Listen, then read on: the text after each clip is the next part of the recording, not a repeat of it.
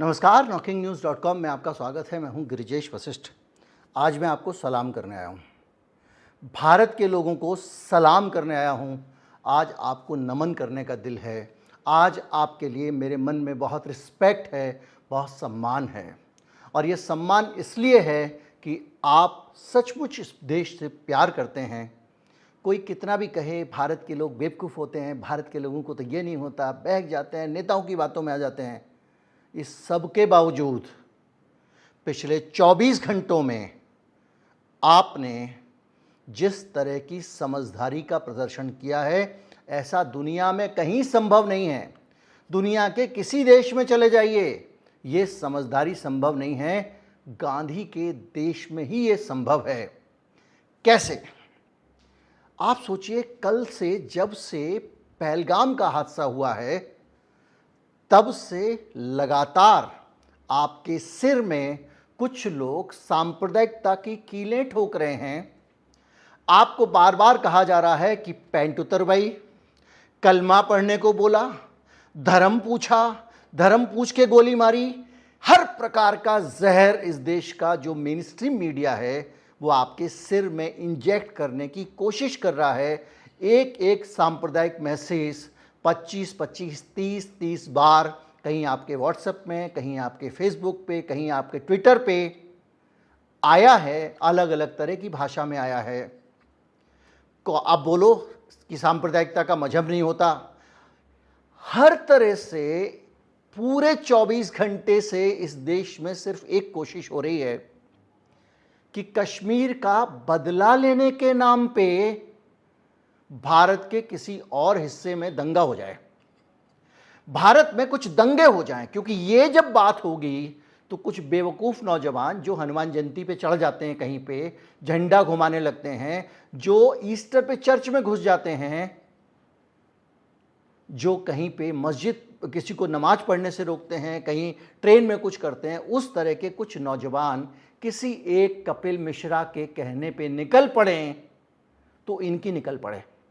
पूरे 24 घंटे इतना खतरनाक प्रोपेगेंडा अटैक आपके दिमाग पे किया जा रहा था, और इस प्रोपेगेंडा अटैक में भारत का मीडिया लगातार शामिल था। इस देश का मुख्य धारा का मीडिया, इस देश का मेन स्ट्रीम मीडिया, इस देश के टीवी चैनल और इस देश के ऑनलाइन मीडिया पे सिर्फ और सिर्फ दंगे भड़काने वाले संदेश परोसे जा रहे थे।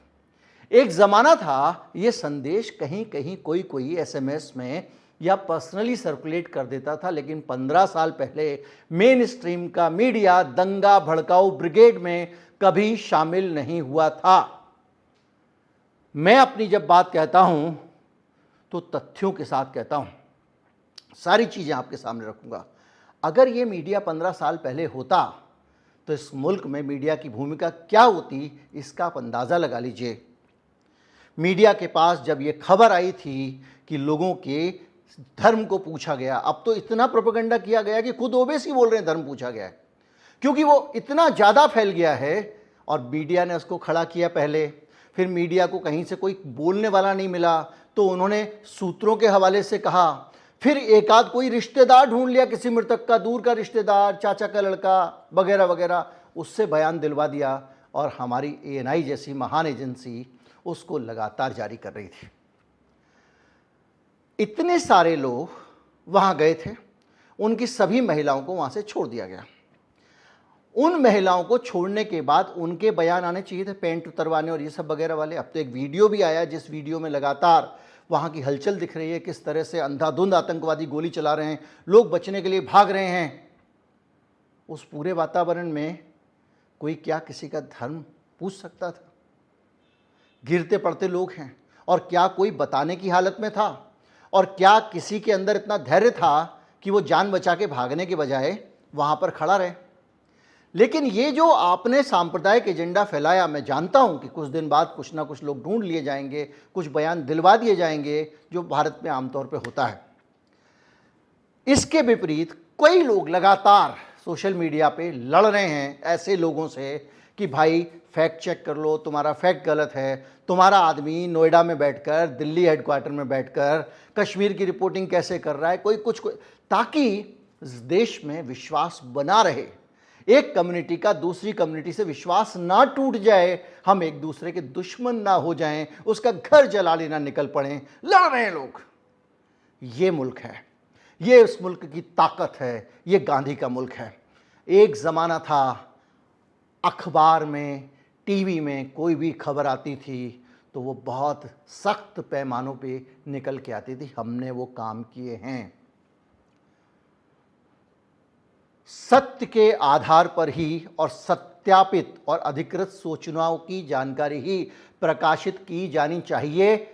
और ख़ास तौर पे इस तरह के सेंसिटिव मामलों में अगर आपको कोई बताता है कि आपकी जैसे धर्म और जाति के लोगों को देश के दूसरे हिस्सों में दूसरे धर्म के लोगों ने धर्म के आधार पर मार दिया, तो आपके शहर में दंगे होने की आशंका बहुत बढ़ जाती है। और इसीलिए पुराने समय में रिपोर्टिंग के समय सांप्रदायिक बातों का इस्तेमाल रिपोर्ट में नहीं किया जाता था। 3 लोग मारे गए हैं सामुदायिक तनाव में, 3 मुसलमान मारे गए हैं, 3 हिंदू मारे गए, नहीं देखा जाता था। इस देश का मीडिया ये काम कर रहा है। आज तक जैसे चैनल की वेबसाइट पे लिखा है, कलमा पढ़वाया पतलून उतरवाई। पूरे जीवन में अरुण पुरी ने जो प्रतिष्ठा पाई थी वो यहाँ आकर खड़ी होगी, इसकी कोई कल्पना नहीं कर सकता था। अफवाहों को खबरों की तरह प्रस्तुत किया जा रहा है। ट्विटर पे, एक्स पे कहीं कोई ट्वीट आ जाए, नॉर्मल डेज में डाल दो भाई फला आदमी ने ये ट्वीट किया है, लेकिन ऐसे टाइम पे आपका वो बयान जो आप छाप रहे हो, क्या वो उस देश को जला तो नहीं देगा, इसको आग तो नहीं लगा देगा? इसको परखे बगैर आप कैसे डाल सकते हो? भाषा बहुत संयत होनी चाहिए। 2 समुदायों के बीच तनाव में ऐसा हो गया, वैसा हो गया। आज क्या हो रहा है? आज 12 महीने अगर कोई किसी को गोली मार दे और उसका धर्म विशेष अगर इनको समझ में आता है तो हेडलाइन में नाम लगाते हैं। यह जहर फैलाने का काम हो रहा है। और ये सब आसान नहीं है, क्योंकि ये होता है तो किसी न किसी एक विचारधारा, किसी राजनीति के लिए होता है। उससे भी बुरी बात यह है कि सरकार की तरफ से कभी भी कहीं भी ऐसे मामलों पे कोई भी एडवाइजरी नहीं आ रही है। आइडियल कंडीशन हमेशा इस मुल्क में ये समझी जाती रही है कि जो प्रशासन है दंगों के केस में, सांप्रदायिक हिंसा के केस में, जो प्रशासन कहता है मीडिया को उसका अनुसरण करना चाहिए, क्योंकि प्रशासन का अंतिम लक्ष्य शांति की स्थापना और मीडिया का भी। अगर इस देश में दंगे होते हैं और कहीं पर किसी एक व्यक्ति की जान चली जाती है, उसकी जिम्मेदारी किसकी होगी? उसकी जिम्मेदारी मीडिया की होगी। लेकिन भारत का मीडिया इस जिम्मेदारी को समझने को तैयार ही नहीं है। सभी पक्षों की समान जांच करें, पता करें, बात करें।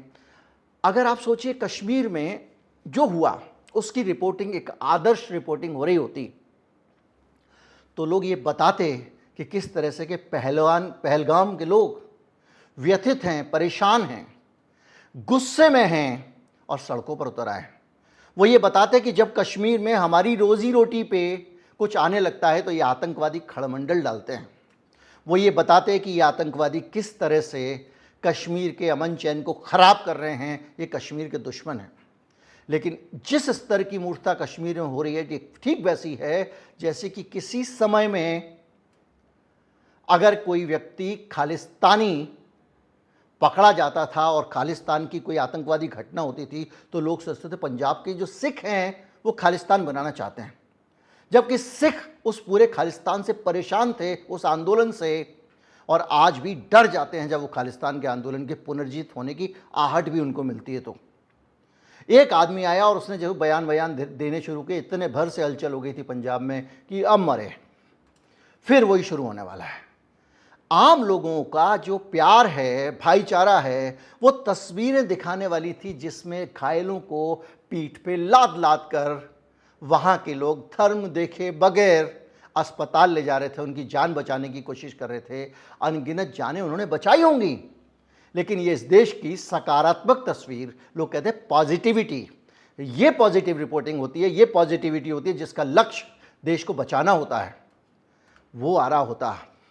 भाईचारे की स्टोरीज आ रही होती, किस तरह से कश्मीर में हिंदू मुसलमान मिलके रहते हैं, और वो स्टोरी, वो कहानियाँ, वो केस स्टडीज पूरी दुनिया के हिंदू मुसलमान को प्रेरणा देती और वो जो तनाव जो कश्मीर से यहाँ ट्रांसमिट हो रहा है, करने की कोशिश की जा रही है, वो कम होता। मीडिया पूरी तरह से प्रोपेगेंडा मशीन बन गया। हिटलर का दौर याद आता है पूरा का पूरा, वो सारी चीज़ें याद आती हैं, उसमें नहीं जाऊंगा क्योंकि वो बार बार सिर्फ रिपीटेशन होगा, क्योंकि मैं कई वीडियोज़ में बोल चुका हूँ। आप सोचो कि शांति समितियाँ, अंतर धार्मिक संवाद, पुलिस का एक्शन जल्दी से हो गया, दंगाई पकड़ लिए गए हैं, पुलिस ने आतंकवादियों के खिलाफ कार्रवाई की है, बच नहीं पाएंगे, पाकिस्तान के ने कार्रवाई की है, हम उसके ऊपर कार्रवाई करेंगे। इस तरह की चीज़ें इस देश को आश्वस्त करती हैं कि भाई सिस्टम जो है वो लगा हुआ है, हिंदू मुसलमान में भाईचारा बढ़ाया जा रहा है, अब हम सुरक्षित हैं। और प्रशासन सख्ती से कार्रवाई कर रहा है उन लोगों के ऊपर जो लोग ये सब काम करते हैं। ये खबरें आया करती थीं, आनी बंद हो गई है और सकारात्मक प्रयास बंद हो गए हैं। लोकल रिपोर्टर से ज़्यादा कोई उसके बारे में नहीं जान सकता। दिल्ली में बैठ के फ़ोन पे एक व्यक्ति ने पीटीआई को बताया कि वो धर्म पूछ के मार रहे थे। पहले इंडिया टीवी पे खबर आती है, पूरी जगहों पे आने लगी। अगर धर्म पूछ के मारा भी है तो उसके पीछे उस आतंकवादी का मकसद क्या था? उस आतंकवादी का मकसद था कि हिंदुस्तान के लोगों के अंदर, हिंदुओं के अंदर मुसलमानों के लिए नफरत पैदा की जाए। वो कहना चाहता था कि मोदी जी देखो, तुमने बहुत सांप्रदायिकता फैलाई, मुसलमानों के खिलाफ मैं जवाब दे रहा हूं, लेकिन सांप्रदायिकता का जवाब जो सांप्रदायिकता से जिया जा रहा है, इससे किसी का भला नहीं होगा, ना हिंदू का ना मुसलमान का। और यही चीज समझाने के बजाय हम इस देश में बदला लेके रहेंगे, बदला लेके रहेंगे, ये हो जाएगा, वो हो जाएगा, ये पहुंच गए, और उसके बाद में महिमा मंडन नेताओं का। बहरहाल अगर स्थानीय जानकारियां होती, जैसे कि मैं जिक्र नहीं करना चाहता था कि आज तक के रिपोर्टर अशरफ वानी लाइव रिपोर्टिंग में बता रहे थे कि सुरक्षा का क्या हाल था। इतनी बड़ी गैदरिंग, इनपुट थे, प्रधानमंत्री का दौरा कश्मीर का रद्द किया गया था कुछ इनपुट्स के कारण ही। तो क्या जहां इतने सारे लोग देश भर के इकट्ठा थे वहां अलर्टनेस नहीं होनी चाहिए थी? और ये रिपोर्ट अगर एक स्थानीय रिपोर्टर कर रहा है तो उसकी बात बीच में काट दी गई और उसी मीडिया हाउस पे एक अभिजीत बाबू हैं, उनकी जिनका एडिटर असाइनमेंट डेजिग्नेशन लिखा हुआ है आज तक की अपनी साइट पे, उनकी रिपोर्ट को हेडलाइन बनाया गया जो भयंकर भड़काऊ थी। अगर ईमानदारी से बात हो, इस देश में प्रशासन ईमानदारी से काम करे तो इन सारे अखबारों पे मुकदमा बनता है। ये क्लियर कट एविडेंस है कि इन लोगों ने देश में आग लगाने और सांप्रदायिकता भड़काने की कोशिश की।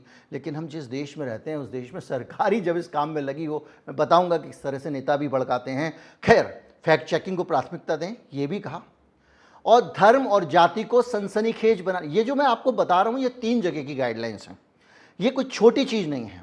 Press council of India, Bharat का प्रेस काउंसिल बहुत प्रतिष्ठित संस्था है, सर्वोच्च संस्था है और जो मीडिया को के चाल चलन को जो है वो निर्देशित करती है। प्रेस इंफॉर्मेशन ब्यूरो भारत सरकार का है। एडिटर गिल्ड्स है, इस तरह एडिटर गिल्ड है। ऐसे बहुत सारे संस्थानों ने समय समय पर जो गाइडलाइंस जारी की हैं, जो काम मीडिया को करना चाहिए, मिनिमम काम जो करना चाहिए, मैं उसकी अपेक्षा कर रहा हूं। धर्म और जाति को सनसनीखेज बनाने के लिए उजागर नहीं करना चाहिए। यहां तो हमलावर का धर्म तो छोड़ दो, जिन पे हमले किए गए उनके बारे में, भैया वो 3 आदमी जो लिस्ट में नाम निकले मुसलमान, अगर धर्म पूछ के मारा था तो वो 3 कैसे मर गए? अब आप कहेंगे सारे मीडिया पे आ रहा है, तुम्ही को पता नहीं चल रहा है। तो मैं जरा देखता हूं ना अंदर कि मीडिया जब खबर देता है तो उसको बताना पड़ता है कि ये खबर इसके हवाले से आई है, इस आदमी ने मुझे बताया है, तो उसमें क्रेडिबल सोर्स कहां है? खैर, अनवेरिफाइड फोटो वीडियो चला देना, एक कोई आदमी उठा के, पिछली बार बंगाल के मामले में क्या हुआ, 8 मामले, कहीं आग लगी, सीए की आग लगी, वो 8 वीडियो चैनल ने खूब चला दिया। अब आप बताइए उसके कारण बंगाल के लिए नफरत पैदा की गई। और बंगाल के लिए नफरत पैदा करने के साथ साथ बंगाल का हिंदू मुसलमान इतना बड़ा चढ़ा के बसाया गया कि वहाँ पर ममता बनर्जी को भी दबा के वोट मिल जाएं, वोट बैंक उसका तैयार हो जाए और बीजेपी हिंदू वोट को कंसोलिडेट कर सके। मुझे बताइए 12 से 14 विजुअल एक गलती हो सकती है, पुराने विजुअल अलग अलग जगहों की हिंसाओं के बंगाल की हिंसा कह के कैसे प्रसारित हो गए। ये इस देश के मीडिया का कैरेक्टर है। कोई कार्रवाई नहीं होती क्योंकि सारा सिस्टम, सारे अधिकारी ये जानते हैं कि हमको सांप्रदायिकता ही फैलानी है, तभी हमारी नौकरी बेचो। वरना यूपी में वो एक सीओ पुलिस का एन रमजान के बीच में भड़काऊ बयान ना दे रहा होता। लेकिन फिर कहूँगा इस देश के लोगों को सलाम है, इतना ज़्यादा जहरीला माहौल बनाने के बावजूद वो अपने आप को बचा कर रखे हुए हैं। हालत यह है कि हेट स्पीच जो होती है उसको मंच देने की मनाही है। अगर कोई व्यक्ति किसी के खिलाफ सांप्रदायिक और भड़काऊ बयान देता है तो ऐसा नहीं है कि उसको आप चला जाओ, गिरिराज किशोर ने ये कहा, वो कहा, जूते मारो सालों को कहा। ये पत्रकारिता नहीं है, बल्कि आपको बैठ के उसका क्रिटिकल एनालिसिस करना चाहिए कि इसके करने से समाज को कैसा नुकसान होगा और समाज को बचाना है तो इनसे कैसे बचें। इनके बॉसेज, इनके बड़े नेता इनको क्यों नहीं रोकते हैं, मन से माफ़ नहीं करूँगा बोल के किनारा कर लेते हैं। इसी तरह से लाइव कवरेज में भी बहुत सावधानी बरतने की ज़रूरत है और सबसे ज़्यादा ज़रूरत है कि जो सांप्रदायिक संवेदनशीलता है उसकी रिपोर्टिंग की जाए। मैंने जो आपको नाम बताए हैं, मैं बाकायदा तारीख बता रहा हूँ। Norms of journalistic conduct press council of India का 2019 में प्रकाशित हुआ है, उनकी साइट पे आप जाके चेक कर सकते हैं। एडिटर्स गिल्ड ने 4 फरवरी 25 को बाकायदा code of practice of journalist प्रकाशित किया है 4 फरवरी को, और उसमें भी इन बातों को बहुत अच्छी तरह से समझाया गया है कि जब सांप्रदायिक मामले हों तो उसकी रिपोर्टिंग कैसे की जाए। 2008 में कम्युनल हार्मनी गाइडलाइंस आई हैं, पीआईबी की, प्रेस इन्फॉर्मेशन ब्यूरो, भारत सरकार सूचना प्रसारण मंत्रालय की, उसमें भी यही बताया गया है अफवाहों से बचें, शांति बनाने में सहयोग करें, भाईचारे की रिपोर्टिंग करें वगैरह वगैरह, ताकि इस देश में आग ना लगे।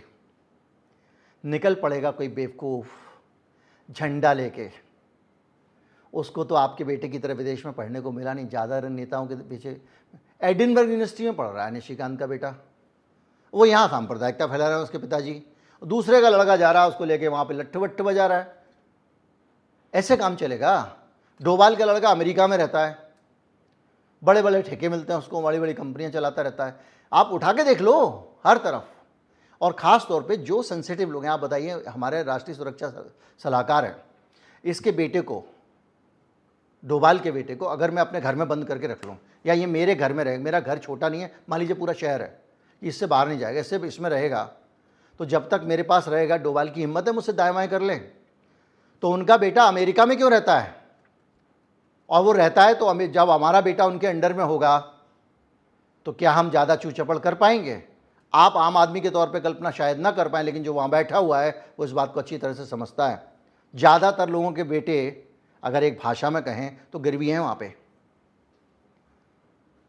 खैर, लेकिन ये जो बच्चा जा रहा है वहाँ पे झंडा लेके रैली में, ये कम से कम एक तरह से ज़्यादा खतरनाक खेल खेल रहा है। बार बार सिर्फ इन संस्थाओं ने नहीं, भारत की अदालतों ने थप्पड़ लगाए, लप्पड़ लगाए इन मीडिया वालों को, सुधरने को तैयार नहीं है। दिल्ली दंगे में 2020 में कई चैनलों ने बिना जांच के एक पक्ष को दोषी ठहरा दिया, बाद में कोर्ट ने कुछ और कहा, लताड़ लगाई। 2021 में लव जिहाद की रिपोर्टिंग में बिना तथ्यों के मामले को सांप्रदायिक रंग दिया गया, उस पर भी फटकार लगी। और लव जिहाद जैसी धरती पे कोई चीज़ नहीं होती है।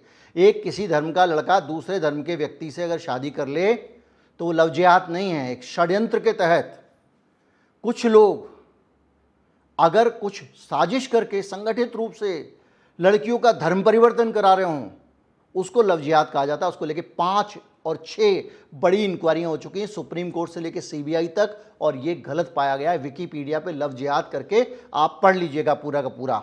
मणिपुर हिंसा के मामले में भी सारे राष्ट्रीय चैनल एक पक्ष की तरफ बोल रहे थे, और वो पक्ष जो था वो हम सब जानते हैं कि किस तरह से आदिवासियों के खिलाफ एक माहौल बनाया जा रहा था, और उस माहौल को बनाने के साथ साथ बहुत सारी तमाम सारी राजनीति बेची गई।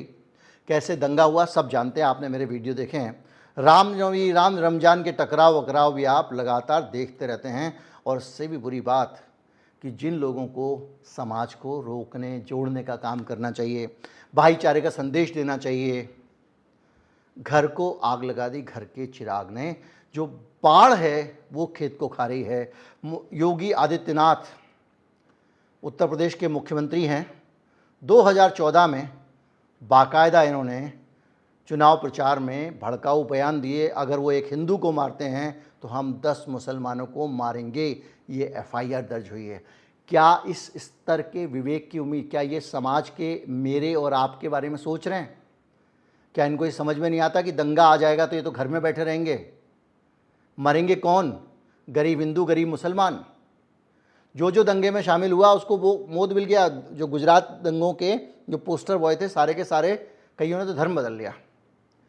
इसी तरह से अनुराग ठाकुर ने 2020 में दिल्ली चुनाव के दौरान देश के गद्दारों को बाकायदा चुनाव आयोग ने उसके बाद उनको स्टार प्रचारक की सूची से हटाया, लेकिन पार्टी में ये आदमी उतने इंपॉर्टेंट बने हुए हैं। प्रज्ञा ठाकुर ने मालेगांव केस में, गांधी की हत्या, तमाम सारे उटपटांग बयान दिए हैं 2019 में। नाथूराम गोडसे देशभक्त था और रहेगा। भाजपा, मोदी जी ने कह दिया मन से माफ़ नहीं करूंगा, लेकिन प्रज्ञा इंपॉर्टेंट है। कपिल मिश्रा, दिल्ली के दंगों में एफआईआर उनके खिलाफ दर्ज कराई गई है।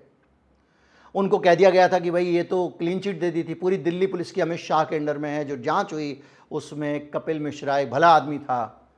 जब जांच हुई और अदालत ने तब जब कहा कि नहीं एफआईआर करो, क्योंकि जो पूरा मामला था वो यही था, वहाँ सीए का धरना हो रहा था, ये अपने गैंग लेके पहुँचे, वहाँ पर इनको रोक दिया गया, पुलिस से इनका सामना आमना हुआ, लौटते वक्त ये भड़काऊ कार्रवाई करते गए। मूर्ख कोई होगा, महामूर्ख, इनके चक्कर में आकर उसने इन पे हमला कर दिया। फिर क्या था, साक्षी महाराज ने 2015 में चुनावी बयान दिया, हिंदू ज़्यादा बच्चे पैदा करें नहीं तो भारत मुस्लिम राष्ट्र बन जाएगा। बयान की आलोचना हुई, पार्टी ने कुछ नहीं किया। गिरिराज सिंह 2014 से 24 के बीच में कई सांप्रदायिक संदर्भ, जो पाकिस्तान जाना चाहते हैं चले जाएं, ये अब्बा जान के ज़माने जैसे बयान देते रहे, विवादों में रहे। चुनाव आयोग ने चेतावनी दी, मोदी जी ने उनको पाला पोसा, क्योंकि ये सब इस देश में सांप्रदायिकता की राजनीति के बहुत अनमोल रतन हैं। मोदी जी खुद गुजरात के दंगों में हम 5 हुए हैं, वो 25, बाकायदा ये सांप्रदायिक रेखा खींचना हुआ।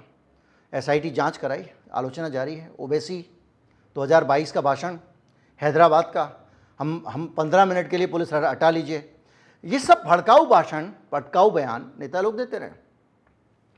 तो आज इसलिए ये वीडियो बना रहा हूं कि 24 घंटे में इस तरह का एक पूरा नेटवर्क, भारत जैसे देश का बड़ा मीडिया, मेन स्ट्रीम मीडिया, अफवाह ब्रिगेड, व्हाट्सएप, ट्विटर, एक्स जो भी है, फेसबुक, हर तरफ से आपकी खोपड़ी में तरह तरह की कीलें ठोकी जा रही थी सांप्रदायिकता की। आप लड़े नहीं, इसलिए आपको सलाम, नमस्कार, जय हिंद।